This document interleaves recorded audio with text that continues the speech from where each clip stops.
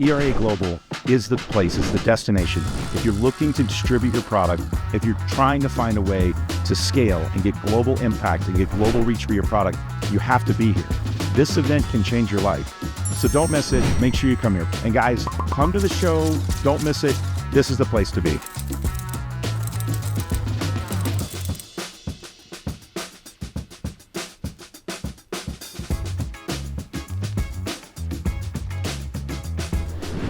So welcome to ERA Global. We're doing some podcast here to let everybody know what the excitement is happening in the global marketplace. I'm joined with Ed Hall, one of the legends in direct response over time.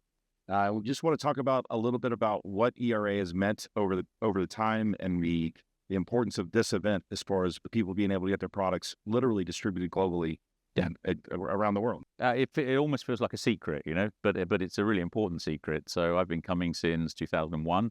And this is an opportunity for people who are either distributors or inventors or people with media businesses to find the relationships to get those products out to markets everywhere. So, you've got people from Europe here, people from Asia, people from South Africa, people from Australia, and of course, lots of people from the US as well, because this is the show in Vegas. But this is where we meet, and this is where we find out, okay, that's a really interesting product opportunity, or this is a new channel to market, this is a new route to market. How do we build our business?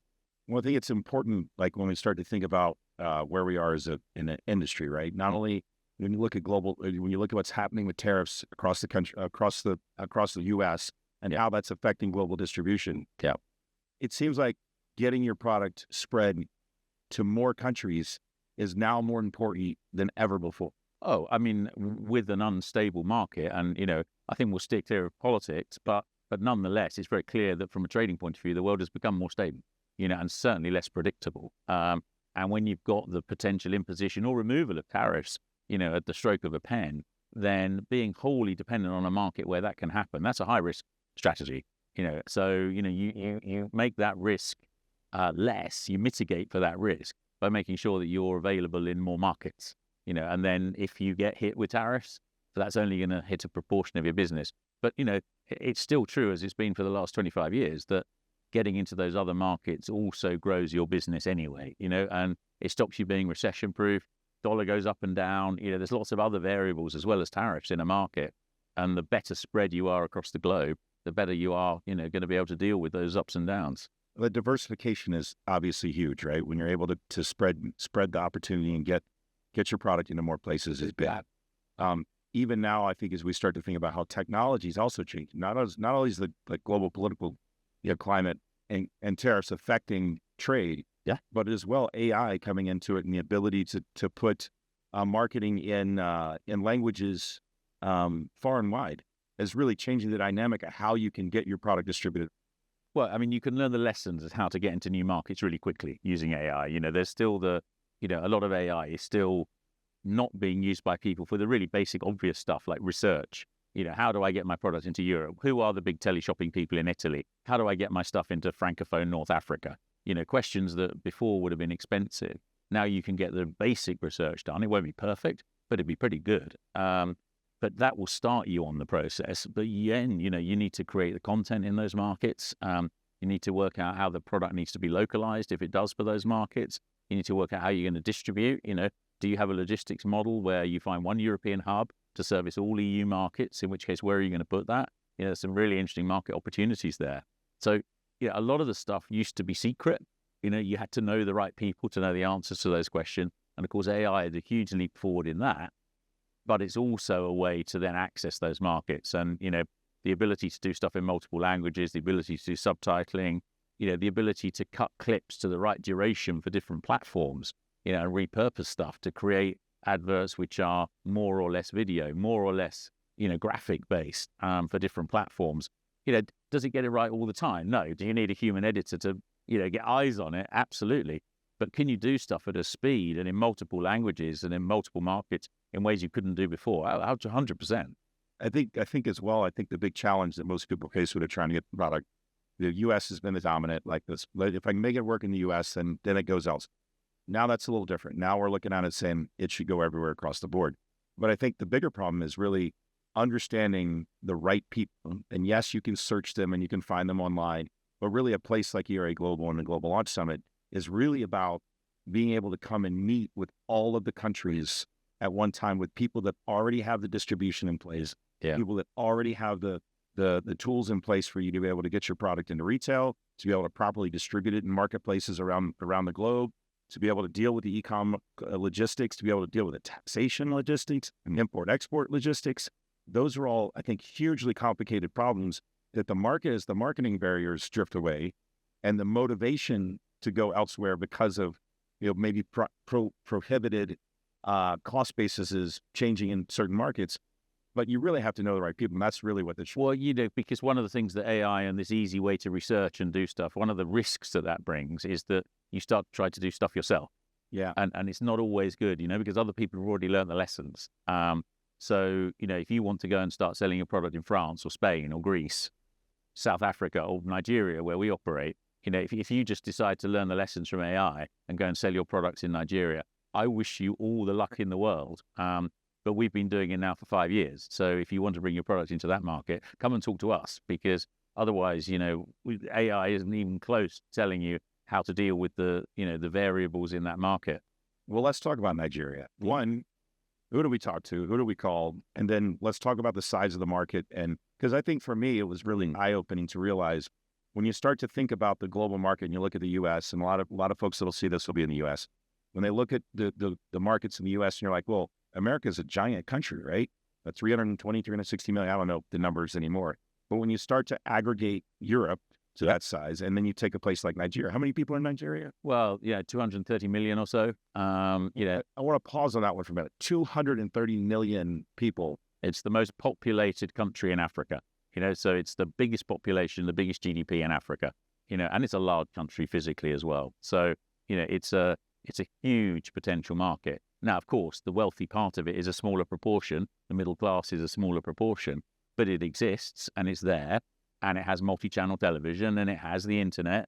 It's a very connected market. Effectively 100% of the market is on WhatsApp, because everyone has a mobile phone and it's the dominant form of communication, as it is in many markets. So, WhatsApp penetration in the US is a little bit low. But everywhere else, almost everywhere else, everywhere in Latin America, Brazil, it's the dominant form of communication. So if your sales model isn't involving how do we talk on AI, how do we use AI to talk on WhatsApp, then you're missing a huge way to build a one-on-one relationship with your customers. That's what we do in Nigeria. So, our customers in Nigeria, we take straight into a direct one-to-one WhatsApp conversation, and then we send a banking link to them on that, which opens in their banking app. So now they trust to make the payment. So much to people's surprise, 100% of our sales in Nigeria are payment up front. We don't do any cash on delivery. Comes as a huge surprise to people. It does. And I think from a standpoint, the size of the market being what it is, when you say there's 230 million people there, that's 2/3 of the U.S. in population, right? And I think when you start to open your mind to the size of the global markets out there, and you start to think about how you can distribute your product in those markets, places like, shows like this where people come together and we can have these conversations. I know for me, if it wasn't for ERA Global, you and I would have never met. We'd have never been sitting here, and I wouldn't be trying to figure out how I sell product in Nigeria. Like, serious. How do I sell product in Nigeria? But think about that. We because of this show and because of meeting, and obviously we're talking up the show, and we should do, because if it wasn't for the show, we've sat there on trains and cars working our way around the UK, looking at facilities there. We've met in Europe. We've met in Spain earlier this year to talk about opportunities there. All of that has come out of coming to ERA Global. So it's really, it's a no-brainer. If you have product, or you're a media business and you want to find the relationship between the two and expand your business, you should be here. All right, let's have some fun for a minute and go predictive. Right. Where are we going? Where's the market going? What should product marketers, brand marketers be considering? And what are some things they should be thinking about going into the next 3 to 5 years? Email is dead. All right. So I think, if you have teenage kids now, by the time they're in their 30s or 40s, they won't be using email at all.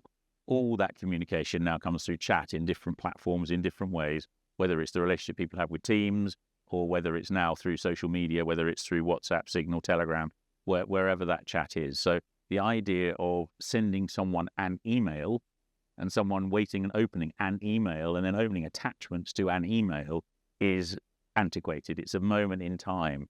And email marketing, believe it or not, is still a thing.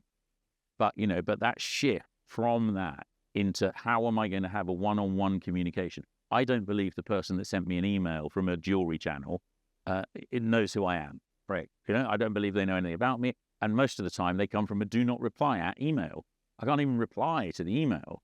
But if you move into social media marketing and you start saying, right, I want your phone number and I am going to WhatsApp you, now I've got a direct one-on-one conversation, which your call center operators or AI can be chatting to that person.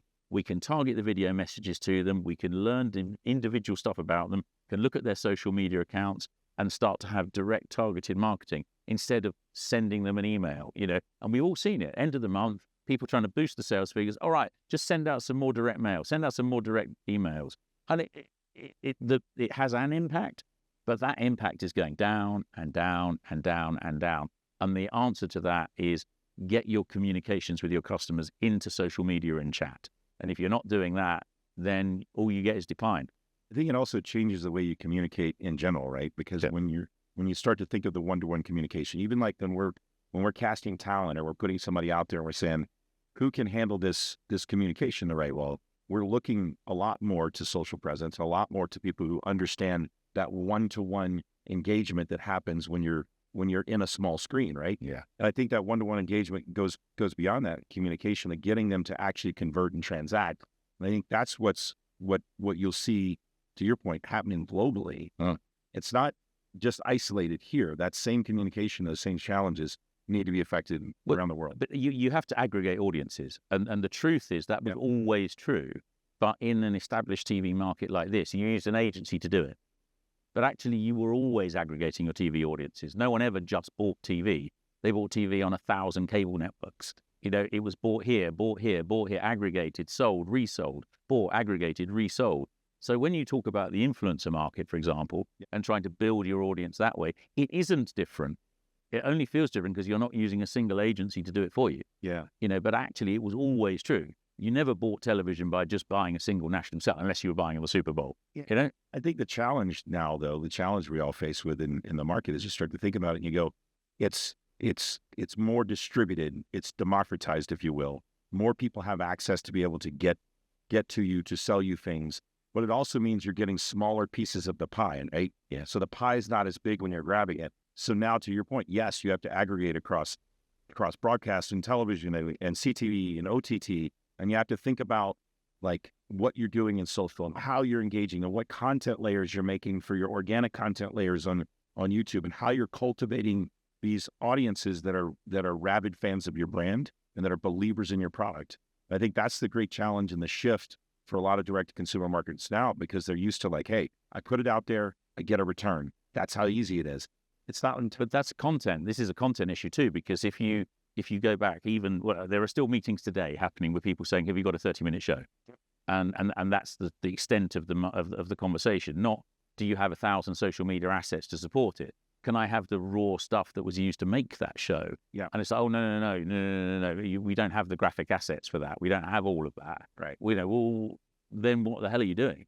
Because if you haven't got all those parts, you can't create 1,000 different ways of marketing, because, the same message going out, in a 30-minute show 9 times a day, it still sells, but it isn't the dominant, and it won't be the dominant way of selling. I think for global preparedness now, you have to step back and think about your asset management solutions. Right? And what you're doing is all of your digital assets and all the things you're creating for all mediums. You have to think about it from where it's going to end up on television, where it's going to end up in social, where it's going to end up in shorts. And you have to build those pieces, because when you go global, and when you release it, because you need to go global if you're marketing in product as soon as you can. The market is bigger out there than it is here. 230 million people in Nigeria. You're not going to sell the same amount of product in Nigeria as you are in the United States. It's just not going to happen. But if you aggregate those audiences, to do that, though, you need assets that are available for those markets to use, and you have to be able to give those assets to producers and creatives that can customize it and localize it in those markets. But it starts right at the beginning, because there are still people making shows in landscape. Okay, well, how do I put that on my phone? It doesn't work. Right. Immediately, I'm either going to chop off the sides or squash them. Yep. It doesn't work. So why aren't we shooting in both formats right from the beginning? It starts right at the beginning of the process of creating the assets. Oh, we're going to be chopped off the squash. Yeah. We're probably already chopped off the squash. Little boxes. We're going to be We're both a lot thinner than we appear in this show. And even okay, are you going to YouTube in a longer format? Yes. Okay, 16. Right. And where are the graphics going to go? Are they here? Are they here? Are they here? Are they across your face? Right. Maybe, Yeah. Maybe, because maybe it says Bluewater on my face. Yeah? Yes, we may want Bluewater, ERA. Yeah. So, those types of things and the capability to be able to rethink how you're marketing and understand that you're going to a broader sense and that you're really building a tool set for global market. You're not building an individual campaign. You're building tool sets now, as opposed to building one campaign that's going to go out and run on one product. Yeah. And you need partners to help you do that. So you need AI because it's going to make all of that content in all those formats way quicker and way easier and way cheaper. Yeah. But you also need the partners across those markets to tell you, right, this is what we need. If you want to come to Africa, this is what I need. We can't put advertising with white faces on TV. We get fined in Nigeria. I mean, it's extraordinary, but true. So thanks for the show, but we're going to have to remake it. Yeah. So can I have all the parts, please? Exactly. And we need to make sure those parts are shot where you can make modular type creator. Because you even think of CTV and all the streaming channels that are running, and you ever see a "We'll Be Right Back" pop up on CTV, and it's all it is unfilled ad inventory. Right. Why aren't we filling that ad inventory with spots that are aggregated across? Because nobody's building for it. Nobody's thinking about the steps that are coming next and how you can reach audiences in different ways. So, Ed, thank you for joining us here on. That's a pleasure. I don't know what we're calling this podcast. We have Bluewater Talks. It might be Bluewater Talks.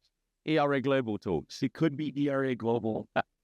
The Global Launch Summit here in Las Vegas. You guys, if you haven't been to the Global Launch Summit yet, make sure you put on your schedule for next year. Make sure you come. If you are doing any type of product marketing at all, that you have a product or brand that you're trying to reach multiple countries, this is the place to do it. Don't miss the opportunity to come to this show every year and get and meet the people, the players like Ed, that can help you get into markets all across the country. What he said. That's fun. Good. It's like doing a panel. Yeah. Just riffing. Are we doing a panel? No. Yeah, tomorrow.